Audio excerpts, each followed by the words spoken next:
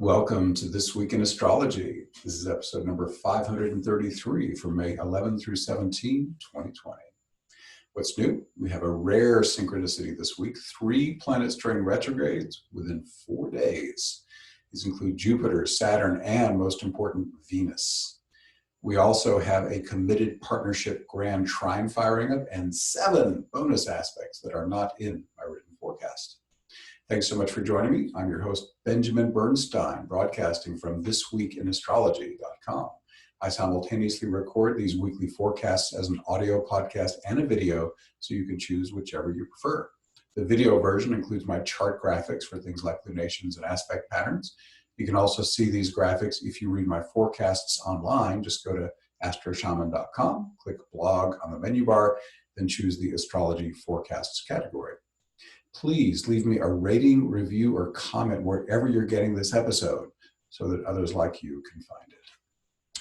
What is old as we come into this week? We've got a waning moon and Pluto retrograde through October 4th. Let's dive into Monday, May 11th, the very day I'm recording this, Saturn retrograde. You do not often see 3 planets turning retrograde within 4 days. This rare synchronicity starts today on May 11th with Saturn turning retrograde, followed by Venus on the 13th and Jupiter on the 14th. For the moment, we'll focus on Saturn. Saturn turns retrograde in Aquarius at 1 degree, 57 minutes. He'll turn direct again in about 4.5 months on September 29th at 25 degrees, 20 minutes Capricorn. When a planet's retrograde, it's a great time to reflect on how you can best partner with it. Now, Saturn gets a bad rap in ancient astrology. He's even called the Great Malefic. But Saturn actually has all sorts of awesome qualities that you can embody. I should know I've got Saturn very strong in my own chart. Would you like to be more mature and responsible? Do you want to excel at planning and implementation and make the best use of your time? Do you want to manage things well and eventually become a wise elder? Well, Saturn is your guy. To be fair, Saturn can also be frustrating. He can be the speed bumps that slow you down, the detour that forces you to take a longer route, or the roadblock that just stops you in your tracks. Fortunately, we live in a purposeful universe. Like all planets, Saturn works first and foremost for your higher self. He knows your soul mission. If he runs interference with you, it's for good reason. One possibility is that he's trying to discourage you from doing something that does not serve your highest good. Alternatively, he's offering you a necessary challenge. This lets you prove that you're ready to advance to a new level of growth or accomplishment. No worthwhile hero's journey is complete without initiations. Sometimes it can be hard to tell whether you should persevere or set a different course. Your mind, sly trickster that it is, can often make a good argument either way. When I'm indecisive, I go with my gut. I let my intuition make the call. This is not a Saturnian technique. Saturn does not comprehend anything beyond the physical realm. But my experience, along with the hundreds of clients I've asked about this, have confirmed that intuitive knowledge is as good as it gets. What better source of information could you possibly have than your own divine self? After all, it created you in the first place and always knows your optimal course of action. I have never regretted following my intuitive guidance. When I have had regrets, it was because I didn't follow my inner voice more quickly. Sign change. Saturn begins his retrograde on May 11 in Aquarius. About 6 weeks later, he backpedals into Capricorn on July 1st. He stays in Capricorn for the remaining 3 months of his retrograde. Even though Aquarius and Capricorn have radically different meanings, Saturn rules them both. He's the only ruler of Capricorn and the ancient ruler of Aquarius. This means that you can reap different contemplative benefits from these 2 parts of Saturn's retrograde. If I get my mouse to move, I'll get back to that. I keep it in, flaws and all. With Saturn retrograde in Aquarius, May 11 through June 30th, consider how your structures and habits support your expression as a unique, individuated person. Are you putting your intuitive flashes into practical, effective action? Are you managing your life so that you're serving others with your special talents that you most love to use? With Saturn backpedaling through Capricorn, July 1st through September 29th, we return to the core meanings of Saturn I mentioned earlier. How are you doing in the following areas? Maturity, responsibility, time management, planning and implementation, and being the wise elder. Retrograde periods are ideal for contemplation and planning, while direct periods are optimal for action. But you know what? 4.5 months is a long time. If you get actionable insights on any of the themes I've discussed while Saturn is retrograde, feel free to implement them as soon as it's appropriate. Also on May 11, we have our first bonus interpretation. Always in these forecasts now, I'm doing interpretations that are not in my written forecast. So not only do we have Saturn retrograde on May 11, we have Mercury square Mars. That's Mercury at 29 Taurus and Mars at 29 Aquarius.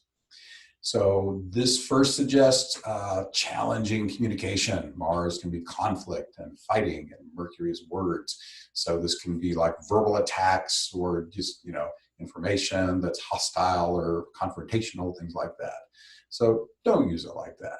Mars and Mercury together, regardless of whether it's a hard or soft aspect, can be used for energizing communication and to really, make your state with power and passion and conviction and really get people fired up with what you're saying in a good way. So that's a much better way to use it. Now, Mercury is also in Taurus, which is a very slow, gradual, and patient sign, which is very different than Mars.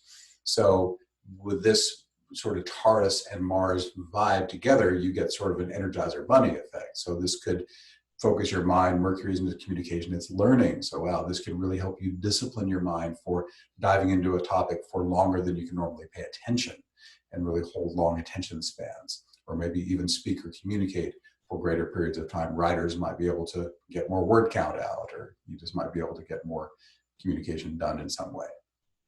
So those are a few ways to play with the Mercury-Mars square. Now we move on to Tuesday, May 12th. And today we have 3 bonus aspects that are not in my written forecast. We're going to start with a Neptune-Vesta square. Neptune is at 20 Pisces and Vesta is at 20 Gemini. On non-critical events, I just give the rounded degree number without all the minutes. And this is really great for being charitable. Neptune is about compassion and unconditional love. Vesta is the asteroid goddess who's about sacred service to a higher cause. So you might even feel an urge right now to do something beyond yourself. Lord knows, with the coronavirus and all the stuff going on the planet right now, there are more than enough needy causes, people and situations that could really use your help. So if you feel an upswelling of desire to support something just because you feel like it's a good thing to support, even if there's no direct benefit to you individually, that's a great way to use a Neptune-Vesta square.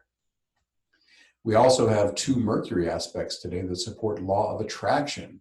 We're going to put them together into a combined interpretation. One is Mercury trine Saturn, Mercury to Gemini and Saturn to Aquarius. The other is a Mercury-Neptune quintile, Mercury 3 Gemini, and Neptune is at 3 Pisces. So why do I combine these into a law of attraction thing? Well, it's like this. For starters, the one planet Mercury is aspecting both Saturn and Neptune. And Saturn and Neptune, when combined, are really awesome for law of attraction, because here's how you can use the archetypes. Neptune, I visualize, I imagine. Saturn, I crystallize, I make it real in the physical world. By the way, my favorite law of attraction book right now is called Creating Money, Attracting Abundance. The primary author is Sanaya Roman, R-O-M-A-N. Just search that on Amazon, it'll come right up. It's like an $8 or $9 Kindle book, well worth your investment. And therefore you can hold vision of whatever you want to manifest. You could also use Saturn and Neptune in another way they love to combine, which is embodied awakening. Here is Neptune, the spiritual, divine aspect of self, and Saturn is crystallized in the physical form. And again, putting your mind on that particular manifestation with something like my awakening invocation. I call it the embodied awakening invocation. There's a link to it in the show notes if you want to learn more about that. Would be another great way to use these. I'll also go ahead and give them with slightly separate interpretations. Mercury trine Saturn unto itself is just like stability of mind, mind focus, discipline, long-term kind of energy. Now Mercury and Gemini might like a little variety within that, but there's a fundamental stability there with a Saturn trine. And Mercury quintile Neptune is more about, wow, I'm just going to open and get the divine download. Quintile is very magical, mystical kind of energy. And the Neptune, of course, is the source of divine consciousness and information and inspiration. So you've got the inspiration, you've got the discipline and productivity. It's really a great combo for mental work here on the days around May 12th. So enough on that Mercury stuff. Let's move on to Wednesday, May 13th, Venus retrograde. I'm going to pause and actually bring up a graphic for you folks who are watching the video.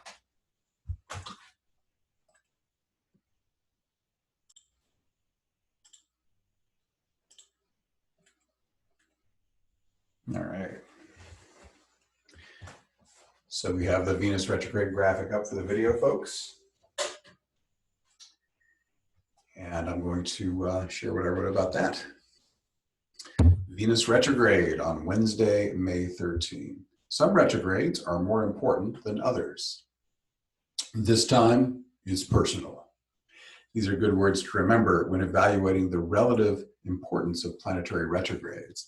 This is also a timely consideration since we currently have one personal planet and two social planets going retrograde within 4 days of each other, as I mentioned. Fortunately, we have the basic principles of natal interpretation to guide us. The personal planets, Sun through Mars, are most important. The social planets, Jupiter and Saturn, are of secondary importance.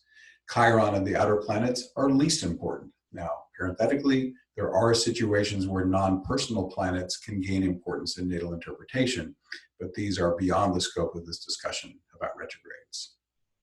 Mercury retrograde gets the most press since it's not only a personal planet, but goes retrograde 3 times a year. The Sun and Moon never go retrograde, so we don't have to worry about them in this context. That only leaves 2 personal planets, Venus and Mars. Their retrogrades deserve special attention. This is because they're less common and have very specific and important effects. Mars will not turn retrograde until September 9th, so we don't have to worry about him just yet. But Venus turns retrograde today and is the evening star of the hour. So here's Venus turning retrograde here on May 13th at 2:45 a.m. Eastern Daylight Time, and that will be at 21 degrees, 50 minutes Gemini. She'll turn direct again on June 25th at 5 degrees, 20 minutes Gemini. So basically 22 back to 5. She only turns retrograde every 18 months, so it's a big deal. Venus retrograde is a great time to contemplate how her 3 primary themes are expressing in your life. How are your most important relationships going? How are you doing with your creative expression? And how's your financial situation? As retrogrades go, Venus is relatively short, only 6 weeks. So you should be able to mostly stick with reflection on these themes during the retrograde. Of course, take action if you must. Venus's retrograde is entirely within Gemini. This lets you add a new layer of curiosity to Venus's themes. Do you enjoy enough variety in your relationships? Do they give you enough intellectual stimulation? Are you craving more diversity in your creative expression? Regarding money, would it help to have additional income streams? If you have a retirement fund, is your diversification appropriate for your risk tolerance? Finally, let's explore the important aspects Venus makes as she turns retrograde, which you can see there on the screen, or if you're an audio listener, you can see them on the blog at astroshaman.com. These can further enrich your Venus retrograde musings. In the Venus retrograde chart, Venus is tightly conjunct the asteroid goddess Vesta. Are you using your relationships to support an important cause which supports the greater good? Are you feeling called to contribute to such a cause with your creativity and or financial support? Venus makes a tight square with Neptune. This can be a huge creativity booster, with Venus as the artist and Neptune flowing abundant divine inspiration. The Venus-Neptune square can also help you deepen your relationship with your higher self. Doing this can give you more harmony, flow, ease, and grace in your daily life. It can also dramatically increase your intuition and saturate you with bliss. For a simple, quick technique that has helped thousands do this, check out my free embodied awakening invocation. Again, that'll be in the show notes, but if you want to jump right there, go to astroshaman.com. On the menu bar, the last word is invocations. That will take you to a page with 2 post previews. The first one with the meditating figure will take you to everything you need to know about that. Very quick, easy, and simple to do, and free. Focusing on these life-affirming Venus-Neptune areas can help you avoid the potential downsides of this square. These can include excessive self-indulgence, laziness, poor personal boundaries, and playing the victim in a relationship. The tight 135-degree sesquare between the Aquarian moon and Venus could catalyze emotional challenge in certain relationships. If a relationship is too unstable or crazy-making, one option is to call it quits. If termination is not the obvious solution, relationship healing can be worth a try. A tried and true tool for this is Marshall Rosenberg's 4-part nonviolent communication process, linked in the show notes. I highly recommend it, and so do the United Nations and the Dalai Lama. Relationship conflict always points to unhealed psychological wounds, whether they're from your childhood or past lives. This is work you have to do within yourself. For a field-tested tool that can help you accelerate this essential shadow work, check out my free healing invocation, linked in the show notes. And again, when you click invocations on the menu bar of astroshaman.com, the second post with the crying woman is the one that gets into that. A Venus-Uranus semi-square can have the same effects as the moon sesquare. In addition, this Uranus aspect can encourage you to reinvent your relationship on some level. It might even send down an intuitive flash with a specific suggestion. This semi-square can also give you new creative inspiration or fresh ideas on how to work better with your finances. Venus's final significant aspect, as she turns retrograde, is a loose conjunction to the north node of the moon. The north node is the destiny point, the strongest astrological indicator of life purpose. Do you know your life purpose? If so, are specific relationships supporting it or distracting you from it? Is your creative expression or consumption of others' creativity aligned with your reason for being on Earth? How about money? I've read many reports of near-death experiences, but I've never heard of a life review where a person's financial net worth was given any importance. However, money can help you accomplish the goals that serve your life purpose. Are you using money in this way rather than mistaking it for an end unto itself? You can milk a lot of insight from this Venus retrograde. You could stick to the basics of relationship, creativity, and money, or you could dive deep into other themes that I've described here. Whatever you choose, I hope you emerge from this Venus retrograde with new realizations and action steps that make your life more wonderful. So I'm going to shift the video a bit and we'll continue.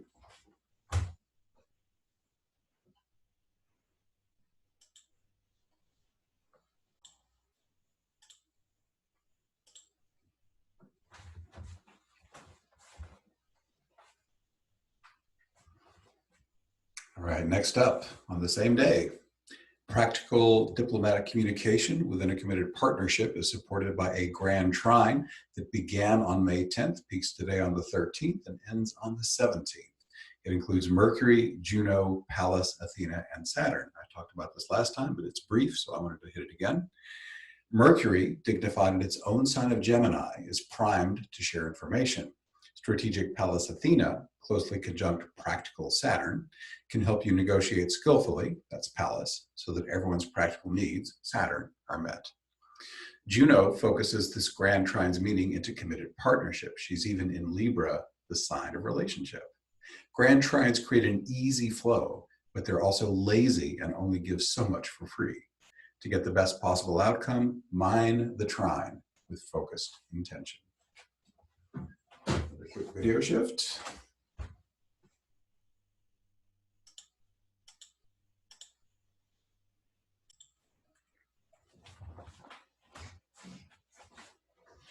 Alrighty, next up we've got on the 14th of May, Jupiter retrograde.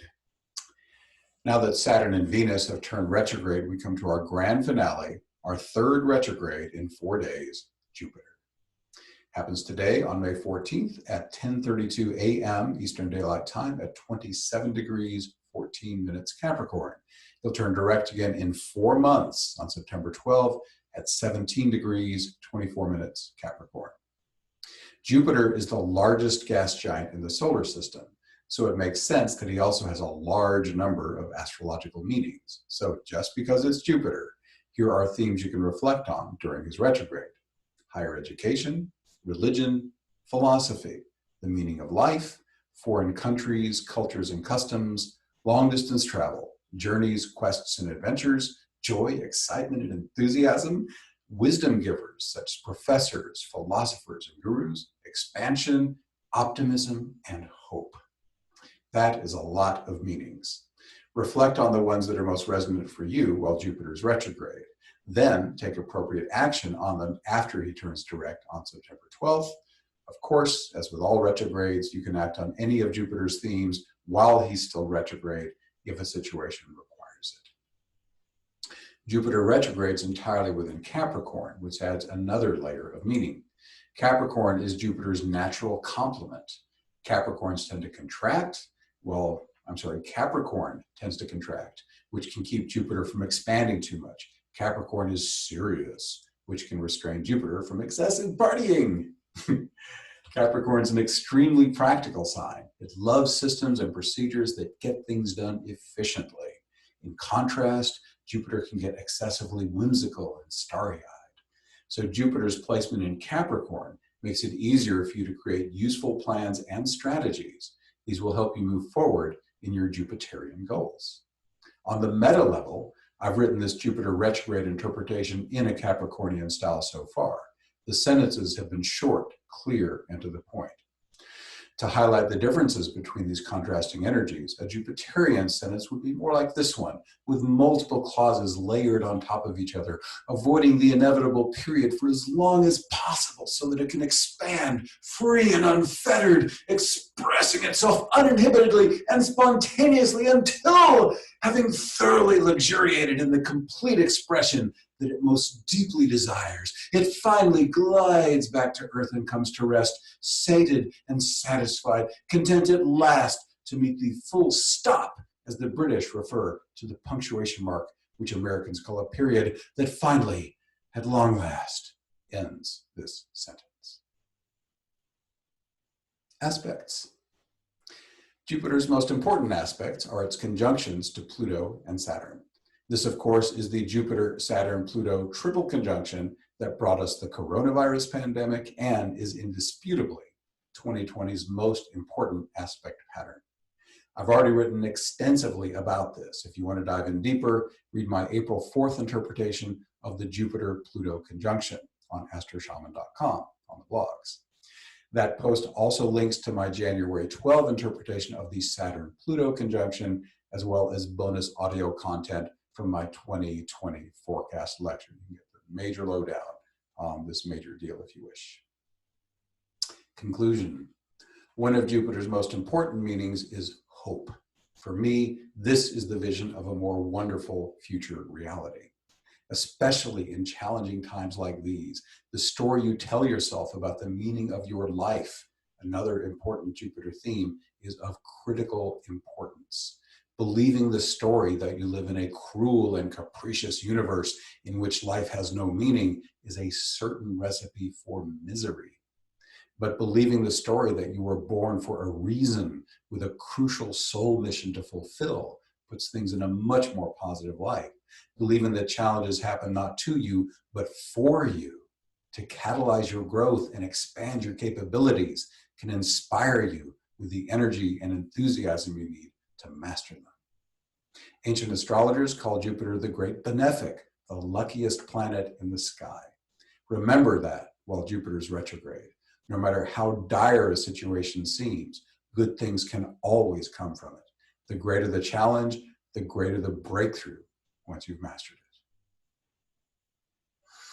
All righty. Now we got some more quick things here. I've got on Friday, May 15, a couple of aspects I wanted to cover briefly. We have a Sun-Pluto trine for starters.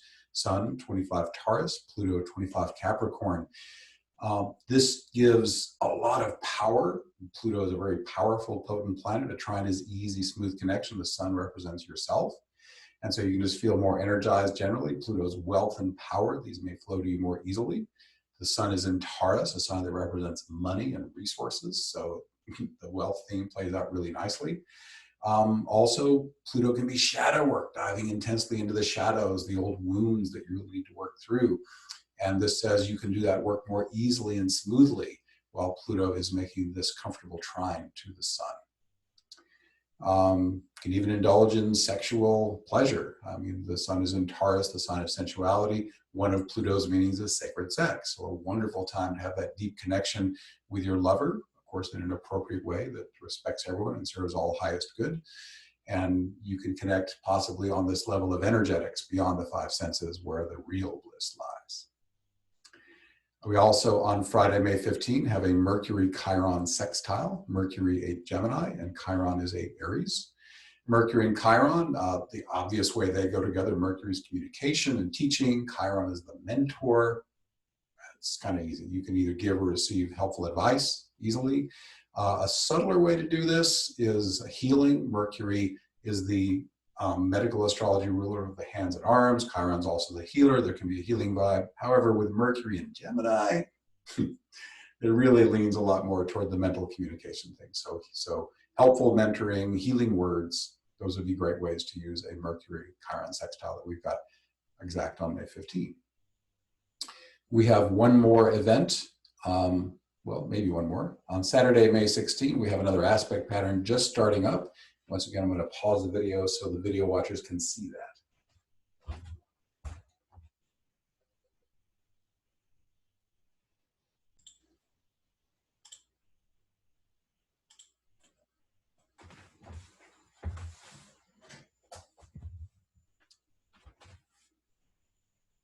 All right. Next, we have a new Grand Trine that is offering opportunities for committed partnership beginning today, May 16. It peaks on the 24th and ends on June 1st. It includes the Sun, Juno, Pallas, Athena. Sun, Juno, Pallas, Athena, and Saturn. Juno represents committed partnership. The Gemini Sun represents you, as well as the mental energy and communication you contribute to this relationship. Saturn offers stability and maturity, while its Aquarian placement could inspire innovative ideas for improving the partnership. And Pallas Athena, also in brilliant Aquarius, can help you be strategic in co-creating a more wonderful new normal for the relationship. The Grand Trine itself is an aspect pattern of easy, harmonious connection. It gives a certain amount of ease for free, but creates most benefit when you mind the trine, as I mentioned a moment ago, with clear intention and consistent effort. So let's remove the graphic, and then we'll be in our last leg of the video.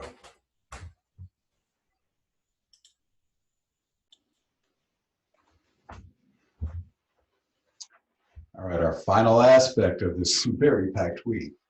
On Sunday, May 17, we have a Sun-Jupiter trine. Sun is 27 Taurus, Jupiter is 27 Capricorn.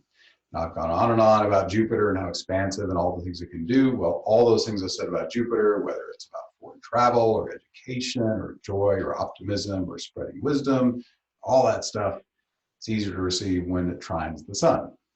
And again, the Sun in Taurus can really ground these things and put them to practical applications. So broadly speaking, in the very most general terms, it's just an energizer, an expander, and you can use that however you want. So that's the last aspect, but please be sure to join me for the next episode of This Week in Astrology for the week starting May 18. We'll have a Gemini new moon as well as a strong Neptune influence. This planet of divine union and inspired creativity will light up with squares from Venus and Mercury, as well as a magical quintile from the Sun. Announcements. Everyone is welcome to participate in most Awakening Plus calls for free. Here are micro descriptions of the remaining May online events I've scheduled so far. All are on Mondays at 8 p.m. Eastern, unless otherwise noted. In fact, this very first one is that exception. Every week, Saturdays at noon Eastern Daylight Time, we're doing New Earth support. And anyone is welcome to join these calls. All the ones I mentioned here are free and open to the public. We take about an hour and we call in our sacred container, and we call in our own embodied awakening, and then we flow energy to support the great awakening happening on Earth. It's always amazing. It's a little different every time. Last time we were a little more behind the scenes. Other times we've been like right there floating around the earth, sending down good vibes along with tons of other awesome beings. So anyhow, it's always juicy and you'll always walk away in bliss. Also, on Monday, May 11, which is tonight, we're doing a group healing, immunity boosting, and awakening at 8 p.m. Eastern Daylight Time. Enhanced immunity is good to have, especially in the midst of a global pandemic. So we call it in along with embodied awakening and healing. We did many events in April, and this was the most popular replay. So we're doing it again. And then on Monday, May 18 at 8 p.m. Eastern Daylight Time, we'll do Divinely Directed. This call is directed by Spirit's in-the-moment guidance. Each person receives the specific awakening, healing, or spiritual experience that serves their highest good. Words like bliss and euphoria simply are not adequate to describe some of the ecstatic spiritual experiences we share in the inner worlds. And finally, there will be a guest presenter to be determined on Monday, May 25th. Awakening Plus features at least 3 live streaming events each month, although I'm obviously offering a lot more to support you during the pandemic. Most events are open to everyone for free. The archive of over 230 transformative events, as well as accountability partners in the forum, are available exclusively to Awakening Plus members. You can learn more at awakeningplus.com, and I believe you'll find that's quite affordable. So thank you for being here. Once again, I'm Benjamin Bernstein with astroshaman.com. I can serve you with astrology readings, shamanic healing, awakening activation, astrological event timing, and one-of-a-kind life coaching. All my one-on-one services are equally effective in person or long distance. And during the pandemic, I have dropped my rates significantly because so many people are experiencing financial hardship. I also offer an unbeatable price on SolarFire, the #1 astrology software for Windows. And as I mentioned, I run the Awakening Plus online membership for spiritual support. You can learn more about all this and more at astroshaman.com. And you can learn about a bunch in the show notes as well. To see them, just go to astroshaman.com/533. Again, astroshaman.com/533. Please reach out if you have any questions. My email is info@astroshaman.com. And my number for voice and text is 828-338-9852. Again, 828-338-9852. I would love to connect with you. We are wrapping up this episode. Once again, please leave me a rating, review, or comment wherever you're getting this episode so that others like you can find it. You can see the written version of this in the blog. Just go to astroshaman.com and go to blogs and choose the astrology forecast category. Again, also linked from show notes. This Week in Astrology is honored to be chosen as one of the internet's top 10 astrology podcasts. Check out our website where you can hear the show and subscribe to podcast updates. You can also do a single sign up for 2 great opportunities, chances to win a free consultation and have your chart interpreted on the show. Go to thisweekinastrology.com. From there, you'll be redirected to that area of astroshaman.com. Finally, whatever your sun sign, my forecasts can help you make the best use of the current astrological energies. All dates and times are in the U.S. Eastern Time Zone. Events are most powerful on the dates listed, but their influence will be active for at least a week before and after. Everyone is affected by these global transits, but you'll be most powerfully impacted when moving planets activate sensitive points in your natal chart. Discover how these transits will personally affect you by booking a session with me. Go to astroshaman.com, services on the menu bar, and choose Astrology Plus from the drop-down. Thank you again for spending this time with me. Stay safe, stay healthy. I wish you infinite blessings as the stars light your way.